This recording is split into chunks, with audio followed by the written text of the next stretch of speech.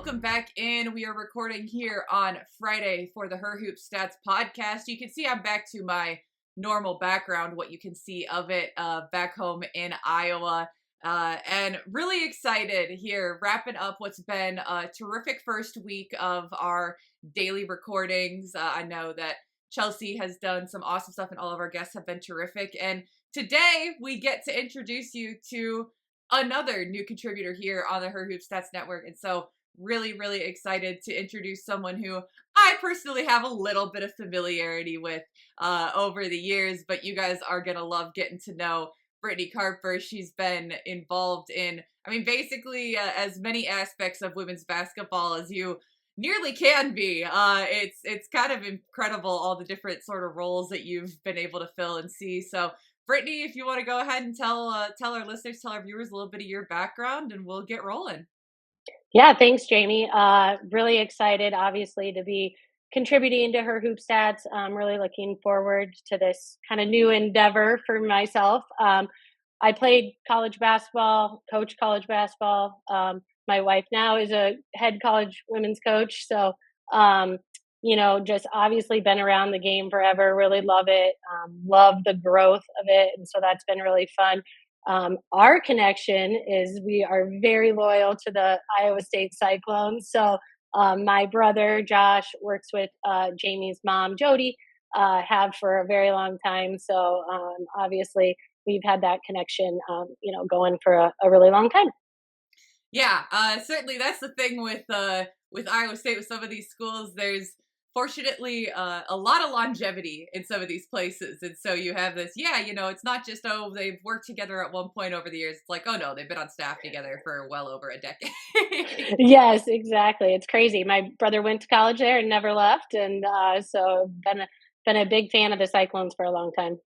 Yeah, well, really good to have you on here. I'm really excited to be able to start doing some work with you. I know you've been kind of dipping your toe into doing some analysis this past year as well. And so just awesome to have some more people with really varied perspectives, really wide perspectives. I think that's a big benefit that we have here at Her Hoop Stats, here on the Her Hoop Stats podcast. So good to have you along for the ride. Yeah, thanks. So today, what I wanted to start with was going back a little bit over the past week before we look ahead to a very interesting weekend for the W. But what I really keep finding myself going back to is thinking about the Atlanta Dream. This is something that we talked about a good bit on the press break, me, Tyler, and Chelsea, and then just actually getting to see how this team is looking. I just think it's such a fascinating situation because what we've talked about a lot is kind of the questions of the personnel, the roster in Atlanta, and how that would mesh with Carl Smesko bringing in his system, where it's been pretty consistent. It's been pretty specific in his time at Florida Gulf Coast, right? You're going to be going for pretty high pace, pretty high efficiency. You weren't seeing a whole lot of the mid-range. That wasn't really something that they were looking to utilize, and it brought them a lot of success. But we know, okay, coming into the W, you're going to have to make some adjustments. They didn't really rely on a lot of post play at Florida Gulf Coast. That's not going to be an option in the W. And then not only is that not going to be a good option in the W, but you pick up Brianna Jones, you pick up Brittany Griner. And so our question kept being, how do you combine the strengths of your players with the system that we know Smesko has historically run? And I gotta say, I really have been pretty impressed so far. I wasn't really sure what to expect, and I think that there's still some things they're shoring up. Obviously, new coaching staff, and then you have a very different roster, a lot of changes there, but I feel like they've been utilizing a good combination of their players' strengths as well as kind of trying to find those opportunities for those high efficiency opportunities. Like, I was really worried that we were going to see a lot less opportunity for players like Ryan Howard, for Alicia Gray to really thrive in the mid-range, which is something that they do so well. And that hasn't been the case. Like, they totally seem welcome to take those mid-range shots and to take the opportunities where they come.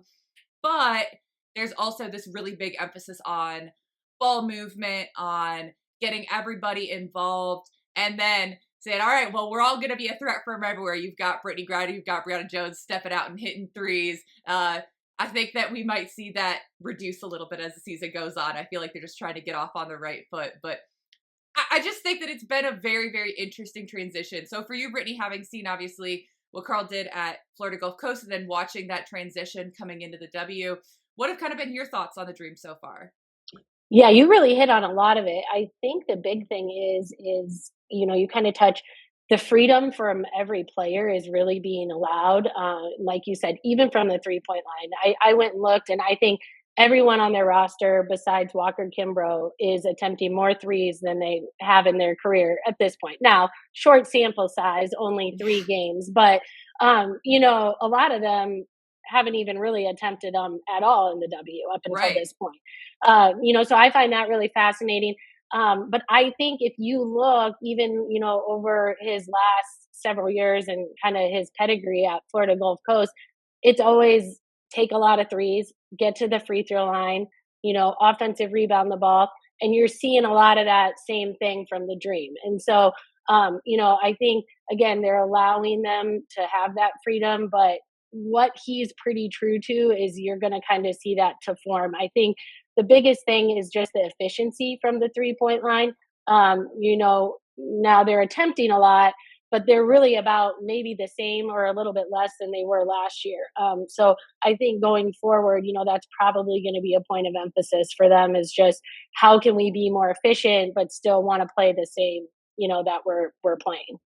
Yeah, it's because I feel like they're getting pretty good shots. There's just times where maybe it feels like things not even stagnate because they do have pretty good ball movement, and I don't feel like they seem super unsure at any point, but I do think it's just that level of familiarity where you have a very different group. And you bring up a great point as well, which is the offensive rebounding. Like the opportunities that they're earning themselves by having really great offensive rebounding numbers. I mean, that has been super impressive to me because, for one, when you have significant minutes with both Brittany Griner and Brianna Jones on the court, like you probably anticipate you're going to get some offensive rebounds, but you also have guards that are really great offensive rebounders. And when you're taking long shots, as any coach knows, you're going to Yes. be looking at long rebounds. And so you have, Ryan Howard, you have Yakov, you have Alicia Gray that are all ready for those opportunities where they're pretty good at turning around and getting back on defense when they know, okay, that ball is not coming to me.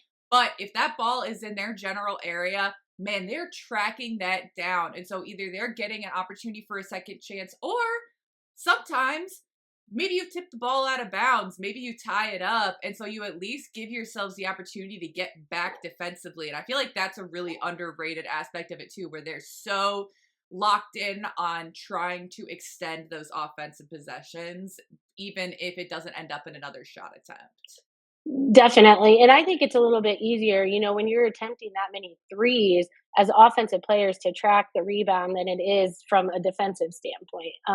But I also want to say when you compare the last 2 games against the Fever, I thought the other night when they won the game in Indiana, now Griner was in foul trouble last night, so that Hmm. that hurt them. But down the stretch, they went to her a lot, and I thought that was really an interesting tactic for them because of the way they do play. But then they also knew, hey, let's go give the ball to BG and have her score. And so I think you're seeing that evolvement from him too. Probably is like Hmm. I have a post player who can go get a bucket at the rim. I'm going to take advantage of that, and so I think you're going to see him evolve a little bit as well. As the season goes on.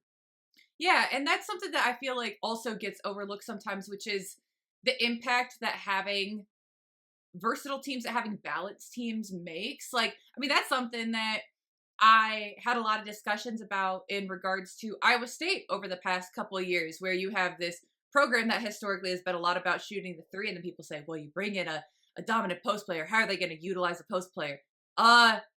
Really well, when that Yeah, means that it opens up the perimeter, right? So exactly. I felt like the big adjustment that the Fever made in their second matchup was that after the first quarter, they quit allowing Brianna Jones and Brittany Griner to go one-on-one consistently, because that's something they really were getting burned on. And so you've got the Dream just feeding the ball inside, and they're going to work. And as soon as the Fever started digging down, they were sending doubles. Shoot, they sent a couple triples. And it was such a change up. And there was a little bit, I think, of a delay on adjusting to that. And that's, I think, where the Dream lost some of their momentum. But Mhm. over the course of the season, if you're able to consistently utilize that, where you can have these really dominant post players on the inside that are also able to pass the ball well, they've got a good connection inside on kind of the high low. They're able to look out to the perimeter. If you have to choose, well, either we're doubling down low, but then that's going to open things up on the outside, or we're going one-on-one. And I mean, I feel like this is about as good as we've seen Brittany Griner specifically in the paint one-on-one as we've seen for a long time. And Brianna Jones Absolutely. has been that way. Yep. So it definitely makes defenses have to pick and choose what they're looking to do. And so that's what I think is so interesting about what we're seeing with the Dream right now. And I mean, now we finally get past that hump where everyone seems to play like the same team twice in the first 3 games. And so Yeah. we'll see a little bit more diversity of opponents here. Like, I think that this matchup between the Dream and Dallas is going to be very interesting, because you have Tierra McCowan coming in off the bench, who certainly would match up a lot better with, I specifically think Brianna Jones, but with Brittany Griner as well, where you have one of the other like really strong, solid posts that you're going to be going up against. But you Mhm. also have the terrific perimeter defense of, Paige Beckers is going to make things really difficult out there. Yep. She's someone who can dig in, is really long, and is a massive double threat. So I'm just excited to see some more different opponents, see how they adjust to different things, because I feel like what we've seen as far as adjustments already have been really pretty impressive right off the bat. Definitely. And I think too, it'll be interesting going forward, the in-game adjustments. I know, Mm. like you touched on, the Fever made that adjustment from the first game to the second game. But I remember down the stretch, I'm watching that game, and the coach in me is yelling, send the Right. double, so I think those are the things that are going to be interesting, just as you get more film on, how teams are playing. You're going to see maybe more in game from quarter to quarter, how you want to, specifically defend certain situations and players.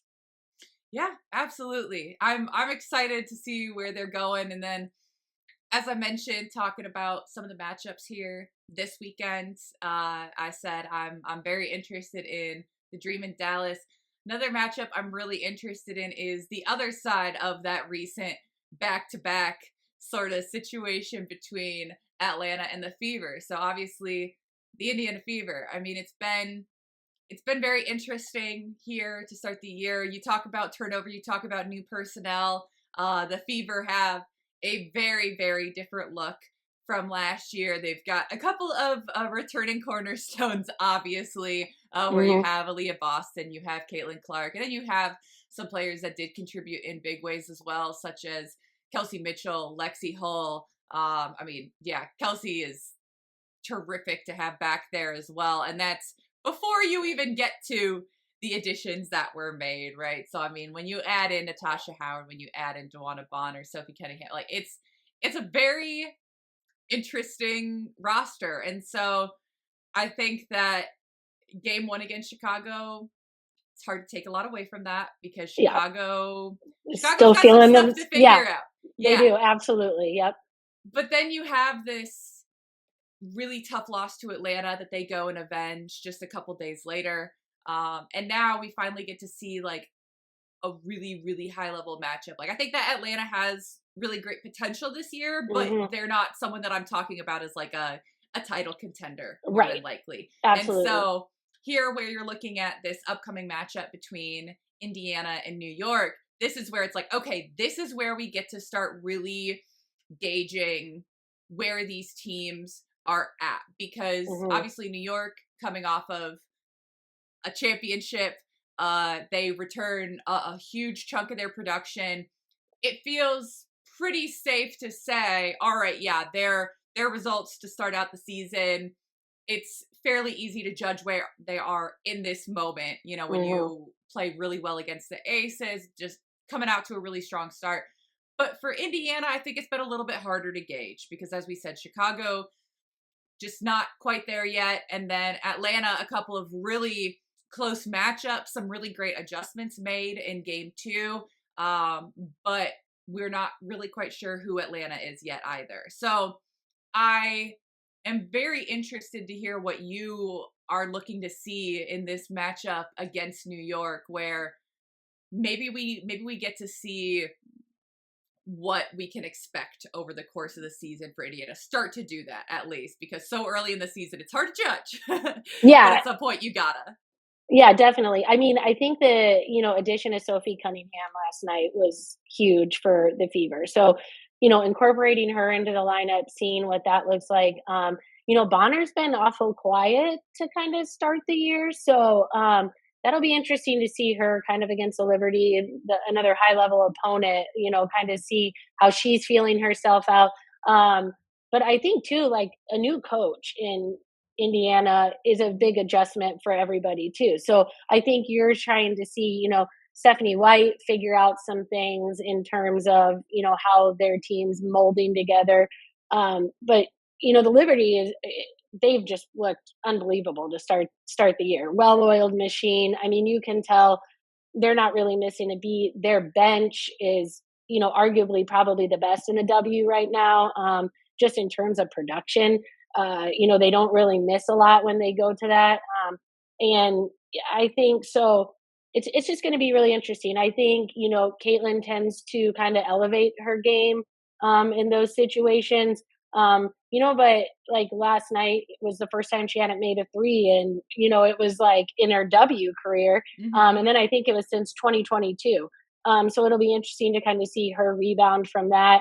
But just as a whole, I think it's just going to be a really good test to see, like you said, where the Fever are. We don't know a whole lot about them right now.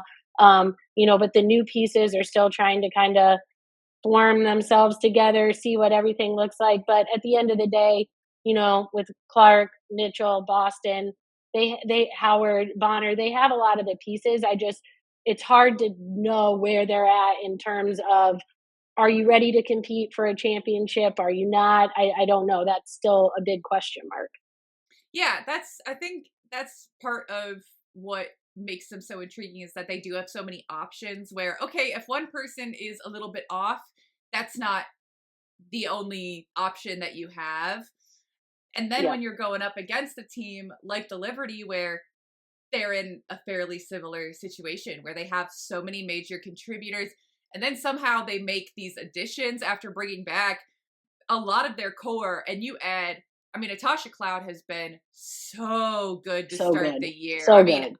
I expected her to be a very good addition for them, Hmm. but for it to be to this level is like not something I anticipate. I figured, man, she can really help take their defense to the next level. She's someone who will do a little bit of everything, that Yep. she doesn't have like one role that she's stuck in, but to this degree is kind of wild, where she is currently through, obviously small sample size as we keep saying, but Yes. through the first two games she's both their leading scorer and rebounder. Like, that's crazy to me. Like, I would not have anticipated that, but man, she has just stepped into that role and flourished, and that raises the potential of the Liberty to like an absurd degree. Yeah, I mean, it really does, but I think the thing with the Liberty, when you watch them, the way they move the ball, and give opportunities to everyone on the court, and I think it's kind of your pick your poison. You watched the game last night. I think they ended up with 19 made threes. And, WNBA record. yeah, which Light is work. incredible. But then you look back and previously, I mean, they had 50 some points in the paint. So I just think with them, I mean, they're just so well rounded, that it'll be a big test defensively for the Fever too, to kind of see, where they are at, what they choose to take away. So that'll be really interesting. just from a coaching standpoint. Like, are we going to try to pack it in? Are we going to try to challenge the 3 point line? Let's see what that's going to look like too.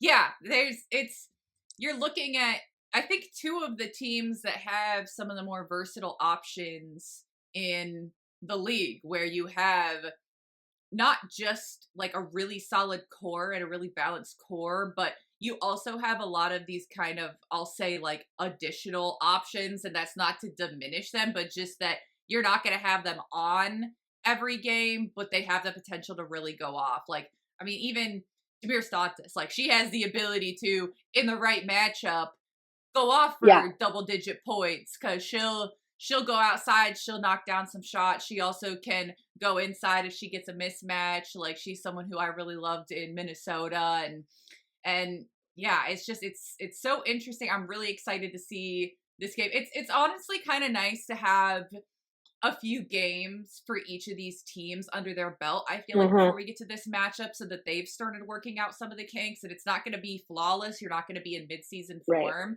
but you at least are not like first game jitters, still figuring each other out. You are kind of at the point where your couple players who maybe were a little bit limited to start the year, just out of an abundance of caution, are mostly getting worked back in. And so I'm glad that we get to see these two teams at pretty close to full strength as well, which is a huge boost for the viewers, for sure, for the quality. Yeah, absolutely.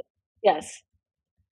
So this weekend we've got that game. There's always a bunch of games, as we well know. Always, we're recording here on Friday, and so we've got the classic of 3 games at the same time tonight between the Mercury and Storm, Valkyrie Sparks, and Mystic Aces. Got just a handful of games going on over the course of the weekend. Are there any other games that you're really interested in? Any teams in particular that you are kind of making note of to see, all right, where are we at here? I think the one that kind of piques my interest the most is the Mercury Storm tonight. I'm just really interested to see. Phoenix kind of has surprised me so far. Just I think that will be an interesting matchup. Their first game away from home. So going up to the Storm. The Storm have been an interesting team. I feel like I'm expecting more from them. So I don't know, if that's just some absurd expectation I have, but I'm interested to see how that one kind of plays out. Sabali has been incredible in Phoenix to start the year, so interested in following her. I think she's always been a player I've enjoyed watching. So I think the Storm too, kind of figuring themselves out, like we've been saying, new players kind of in there. So that's the one that probably kind of piques my interest the most. Yeah, I'm right there with you. I don't think that it's like a crazy expectation to think that the Storm have more in the tank. I think they're still, as we keep saying, like figuring themselves out. I think it's interesting because you do have a good bit of returning production, but obviously when you have sort of the focal point of your team and Jewel Lloyd that has moved on to the Aces, that's going to take a little bit of time to figure out. But to see, NECA's doing NECA things, she certainly is such a capable player. I think that Skylar Diggins has like another level that she's still in the process of returning to, that we've seen a little bit so far, and just elevates everyone around her. And then on the other side of that, the Mercury just really intrigued me. I think that they are so far making the most of what they have on their roster. They really went deep into some of the international pickups of a lot of people that I personally wasn't super familiar with, really didn't know a whole lot about. And then as they start playing and they start integrating these players into their rotation, it's like, oh, they knew what they were doing. And I think one of the most like underrated storylines so far of the year is Catherine Westfeld coming in as a 29-year-old rookie and starting with Natasha Mack. Like, that is so cool to me. Like, you talk about someone who literally like went and had an office internship for a hot second coming out of college, because she's like, I'm not really sure like where my future lies, and all of a sudden here's your little sister getting drafted this year. And then, oh, also, by the way, you get your training camp contract, and you get signed and you make the opening day roster, and then yet also you're starting and Yep. playing really well and playing with this group where the awesome thing about that situation for her is they aren't asking you to do anything you're not capable of. Like, you Absolutely. have these really productive, really versatile players around you in Satu Sabali, in Alyssa Thomas, where you have these people who are able to do a lot of things really well. So if you could just be like solid, if you could be fundamental, and that's what I feel like we see from a lot of these international players coming over, where you had like Julie Von Lowe as a 30-year-old rookie last year. You have Marianne Badian, who's, in her 30s and a rookie up in Minnesota. And so these players who have had pretty extensive experience overseas bring that Hmm. maturity in. But to have that coming from a domestic player who just hasn't really had that opportunity in the W before is pretty different. And I think that that's really cool. And I'm just excited to see Phoenix as they continue to get healthy. Like, I Yep. really am a huge fan of Natasha Mack, so I Yep. am looking forward to hopefully seeing her back in the rotation sooner rather than later. But man, I just, with all the movement this year, as we've said kind of on previous shows at Her Hoop Stats, like, this is sort of the preview, sort of the dress rehearsal for how crazy everything's going to be next year with how different teams can look. Hmm. But man, it just makes things so exciting to have these people in really different roles and to see, I mean, a lot of people really thriving. It's really been interesting to see. There's been a lot of, okay, well, they're still figuring things out, but it's I think it's been a lot more positive maybe than I would have anticipated. Like, the way the Mystics started out the season Yeah. really caught me by surprise, but they figured it out. They're going hard, and I feel like there's just a good level of like confidence and cohesion in a lot of teams across the league right now. Yeah, absolutely. And I think a lot of that, the roster construction, you kind of touched on with Westworld, it's about fit. Like when a player fits what a coach or, and a franchise is looking for, you're going to be able to see them excel in those roles a lot better than, yes, maybe someone, is a little bit more talented or however you want to phrase that. But when a fit matters at a place, because maybe, like you said, we don't need XYZ out of you as a player. We just need you to own what you do and be really good at that. And I think, that's true across every level of basketball. It's Hmm. like, often you find people wanting to do some things outside of their role, or maybe they want more recognition. But when you can thrive in the role you're given, I mean, you see it, you excel not only individually, but you see the team excel too. And so I think that's been the really cool thing about some of these players is just you're seeing them really own that role, and then you're seeing the success of the team kind of piggyback on Yeah, it's something that I think of a lot, even with, we talk about Carl Smesco at Florida Gulf Coast, and then just across the board, especially at like mid-major schools where you have this situation where you are generally not going to be getting a bunch of like the very, very top recruits.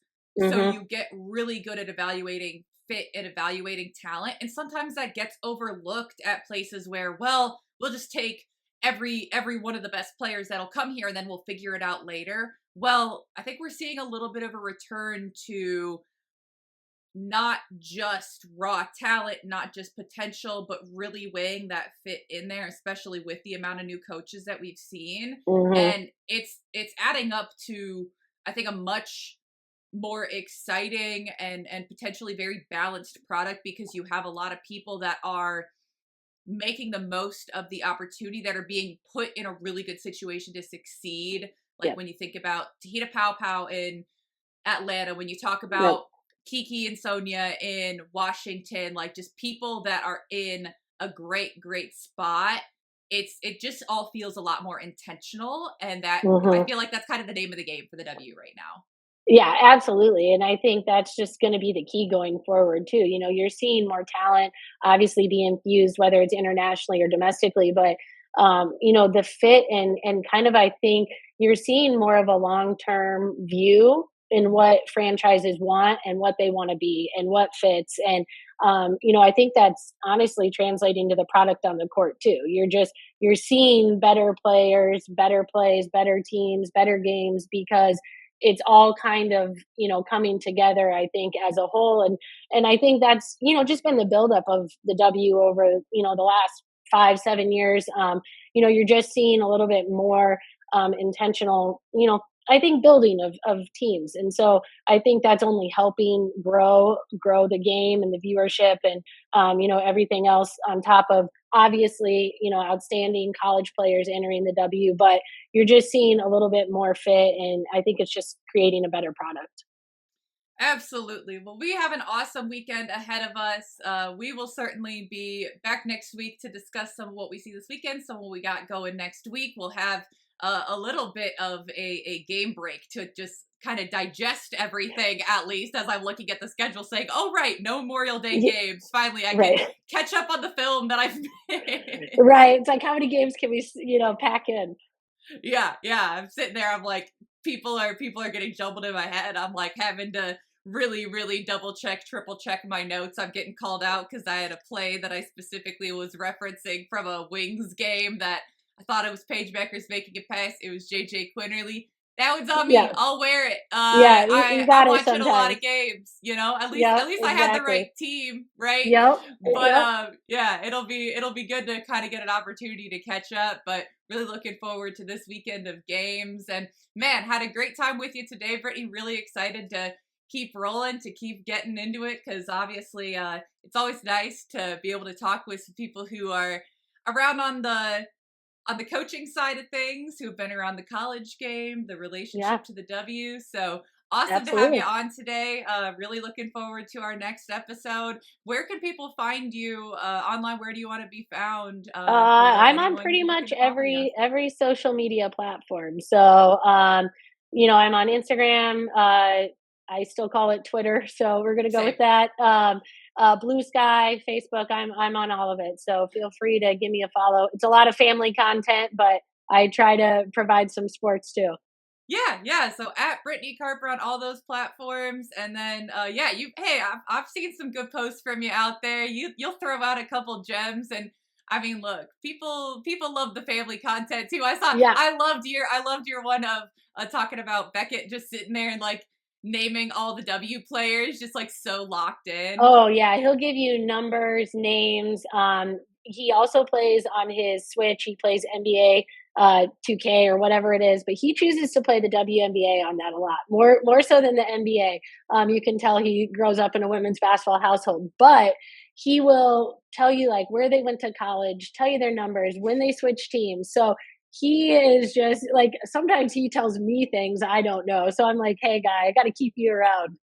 That's so funny because that is literally just like my brother Eric when he was Yep. growing up. He like the facts, the figures, crazy memory, like, and Mm-hmm. still a skill he has to this day. We'll see someone, Yes. he's like, oh yeah, they were at this school, but then they committed here, but then they ended up going to this other school. I'm like, Yeah. where do you have the space for this, man? Oh yeah, and he'll give you scores at games too. So it's Yes, like, Eric does the same yeah. thing. So yeah, we like to joke around and call him, a little mini Rain Man, but he is the ultimate W guy. So he loves to follow and watch it with me.